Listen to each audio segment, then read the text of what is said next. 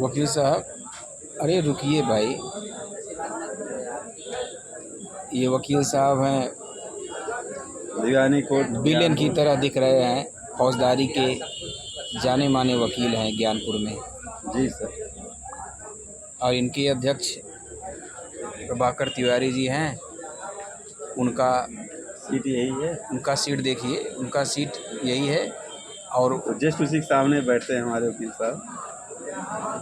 ठीक उसी के सामने बैठते हैं। और अध्यक्ष जी का पंखा आप लोग जरा सा देखिए कि कितना स्लो उनका मोशन में पंखा चलता है। किस लिए वो चलवा रहे हैं भाई, ये तो भगवान जाने।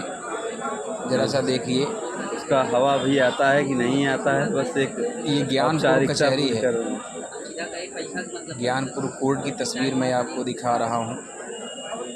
ये देखिए, यहाँ दुर्भाग्य ये है कि ये बार बिल्डिंग यहाँ नहीं बनी है। सारे वकील बस यही टीन सेट।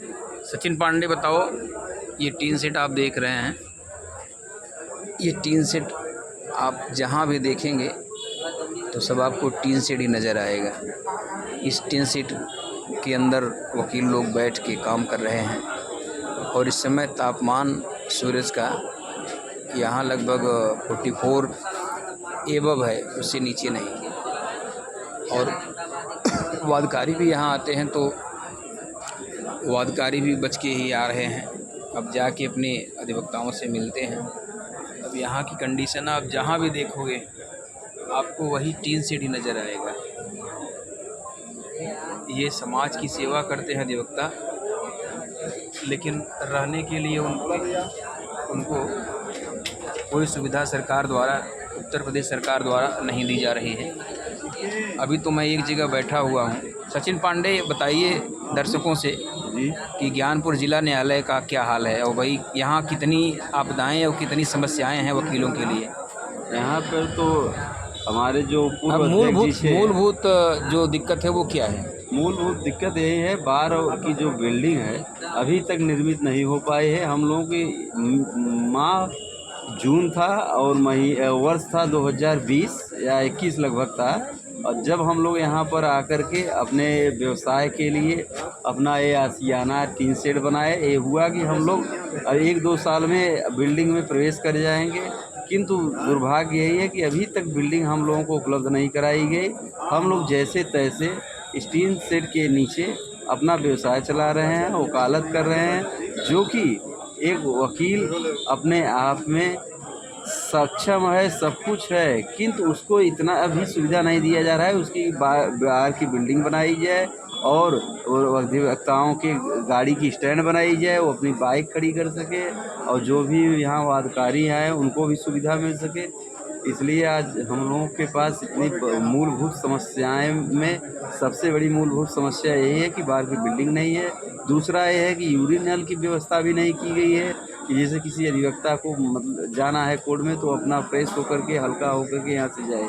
और तीसरी चीज़ ये रही कि यहाँ पर अभी तक जो पानी का व्यवस्था है, मान लीजिए कुछ लोगों के लिए तो पानी की सुविधाजनक व्यवस्था तो यहाँ पर देखिए लगा हुआ है। नहीं, सब ऊपर लोगों के पास टंकी नहीं। लगी हुई है और ये अध्यक्ष जी के पोस्टर के नीचे ये पानी। हाँ, तो आप मूलभूत आवश्यकताओं में बता रहे थे, बताइए। जी, मूलभूत आवश्यकताओं में यही है कि जैसे मान लीजिए पानी की टंकी है, कभी साफ़ हो रही है, कभी नहीं हो रही है, किंतु इस समय चाहिए कि एक डब्बा पानी कम से कम 20 लीटर वाला माह मई से लेकर जून तक हर सीट पे रखवाया जाए।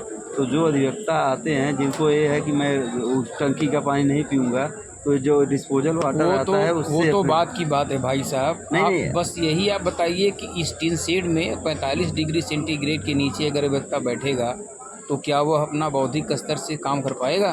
बिल्कुल नहीं कर पाएगा वो, क्योंकि गर्मी से ही पीड़ित है इतना कि वो अपने फिर जो फाइलें हैं या जो बहस चीज़ें हैं अच्छा, उसको तैयार इसकी करने में। मुख्य वजह क्या है, क्यों टीन शेड के नीचे बैठ रहे हैं? इसलिए हम लोग बैठ रहे हैं क्योंकि हम लोगों की व्यवस्था है कि अभी तक हमारे न तो अध्यक्ष द्वारा कोई पहल किया गया, न तो यहाँ हमारे bar council of Uttar Pradesh द्वारा कोई इस पर ध्यान दिया गया। जब वोट लेना होता है तो आते हैं, हाँ भाई जो भी समस्या रहेगी हमसे कहिए। कई बार उनको समस्याओं से अवगत कराया गया। इसके पूर्व में एडीजे फर्स्ट साहब थे पीएन श्रीवास्तव जी, उन्होंने भी आश्वासन दिया कि बिल्डिंग इस वर्ष बन जाएगी।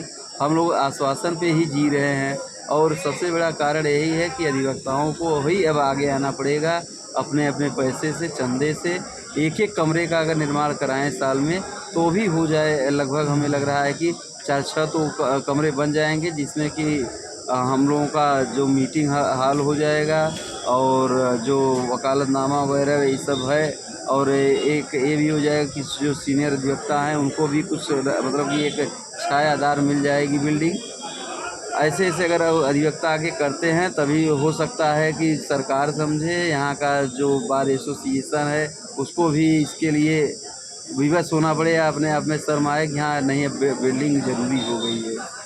तो आप इसलिए योगी आदित्यनाथ से क्या संदेश देना चाहेंगे? हम योगी जी से संदेश देना चाहेंगे कि जिस तरह उन्होंने भदोही ज़िला में एकदम बेहतरीन कोर्ट दिया है, जिला न्यायालय दिया है, उससे कई गुना बेहतरीन हम अधिवक्ताओं के लिए बार एसोसिएशन की बिल्डिंग का भी निर्माण कराएं। बाकी हम लोगों को और कुछ नहीं आवश्यकता है, बस उनसे इतने गुजारिश है। जी। तो देखिए ये जूनियर अधिवक्ता हैं अभी, ये ज्ञानपुर डिस्ट्रिक्ट कोर्ट के। इन्होंने अपनी आवश्यकताओं और यहाँ की परेशानियों से आपको अवगत कराया और रियलिटी में है यही, जिन समस्याओं को इन्होंने बताया है और ये एक ज्वलंत मुद्दा है इस परिसर की।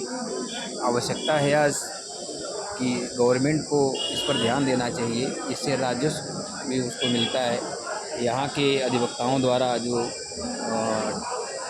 मुकदमे दाखिल किए जाते हैं, उन मुकदमों से जो कोर्ट फीसें आती हैं उसका भी संग्रहण गवर्नमेंट अपने लिए करती है।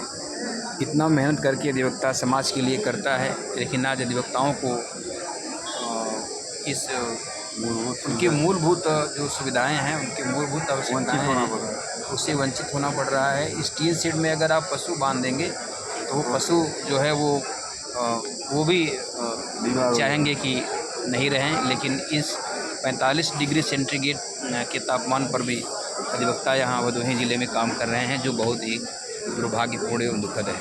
धन्यवाद।